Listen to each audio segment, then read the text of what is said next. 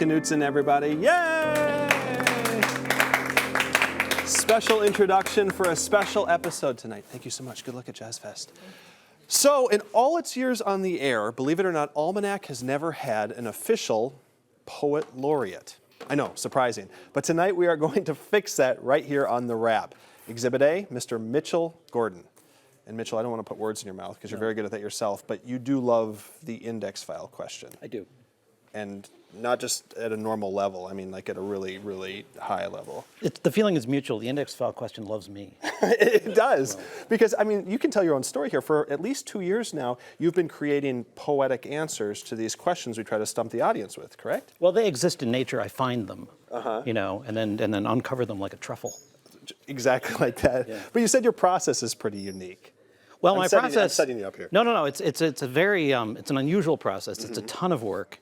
I actually come up with the poems months in advance, sometimes years in advance, and I wait for the producers to come up with exactly the right question. Yeah. Right, and then I just slot it in. Hot dang, I got it. Yeah, but I've got just oodles and oodles of poems at home, just waiting for them to ask the right. I love it. Yeah. I love it. We have plenty of index file questions still to go. We want to sample Mitchell's work tonight, so I'm going to set you up with some of the questions you have actually sent in answers for, okay? And you'll remember these because you remember everything. So here's an index file question from October 2nd, 2015, and it has an image. We showed you this photograph from somewhere in Minnesota, and then we added a few hints.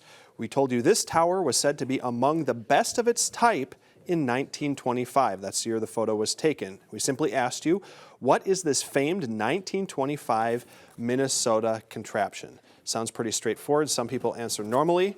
Not Mitch. He took it to the next level. This was at the state fairgrounds, though not at the fair. In the crowd, 80,000 or more had come there to hear President Coolidge, who gave an address on the centennial of Norwegians in the U.S. The top of that tower was a newfangled invention called a loudspeaker. That got their attention. In retrospect, I should say, I don't know whether those things necessarily go well together. It somehow feels off and perhaps a bit foolish to say loud and then speaker and then Calvin Coolidge. The thing I love about that is that the Almanac audience will get that. What is our motto about the index file question? If you can't be right, be funny. Okay, Exhibit 2. Here's another question we asked you. This mystery person, absolutely not seen here, spoke during the same week in 1939 at both Carleton College and Macalester College. How notable was this person? Well, it was famous enough to appear on a U.S. postage stamp more than once. As always, we made it your job to tell you, or to tell us, who this person is. So, Mitchell, what noted American spoke at Macalester and Carleton during the week of 1939? Any college would cheer and its students rejoice at a rare chance to hear Mrs. Roosevelt's voice. But I'm rather confused that 2 stamps would depict a person who simply refused to be licked.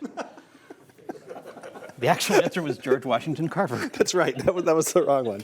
But yours was even better. Nothing rhymes with George Washington Carver. So. I'm not even going to follow that one up. Here's your third one. This is a recent one. Oh, this is not a recent one. This was your very first submission. This is from October 24th, 2014. Yes.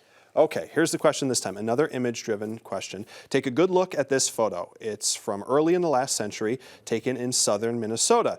The noted American we sought is one of the people on the platform of this railroad car. Is it the blurry guy or maybe one of the many hat wearers? Well, we don't know. That was the question for you to answer. So our question is simple. Who is the noted American in this campaign photo? Take it away. This is Mitchell from St. Paul.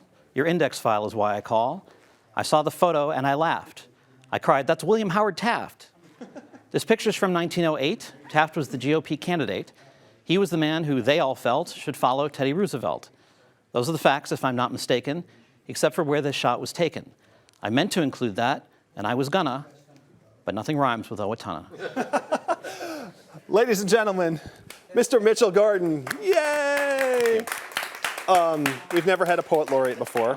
We want to present you with this. Thank you for all your creative work. Oh, well. And you promised us a sort of send-off as your acceptance. Is it okay if I do this enough if I say hello to some fans back home? This is the web. Say hello to whoever you want. Who's a good doggy? Okay. Who's a good doggy? Yeah. Get the ball. Get the ball. Okay. All right. So. And with that, our poet laureate. And this is for my friends in the crew. To my partners in rhyme, you made this a snap. The Almanac crew is unique. That's all the time we have for the wrap. We'll see you next week.